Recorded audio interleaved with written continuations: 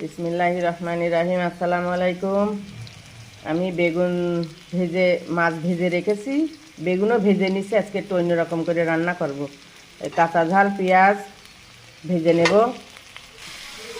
আমি ঝাল পেঁয়াজ ভেজে নিয়েছি, পেঁয়াজ রসুন কাঁচা ঝাল ভেজে নিয়ে এবার শুকনো ঝালের গুঁড়া মশলাগুলো লবণ পরিমাণ মতো দিয়ে ভালো করে ভেজে নেব।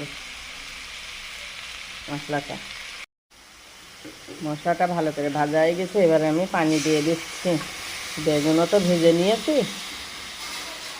অল্প পানি হলেই হয়ে যাবে। পানিটা উতলে গেলে আমি বেগুনগুলো দিয়ে দেব। ঝোলের পানি উতলে গেছে, এবার আমি বেগুনগুলো দিয়ে দিচ্ছি। ভেজে রাখা বেগুনগুলো দিয়ে দিচ্ছি।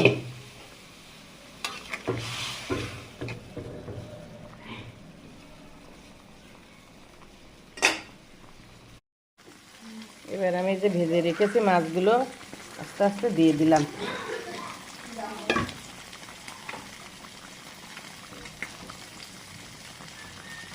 আস্তে আস্তে করে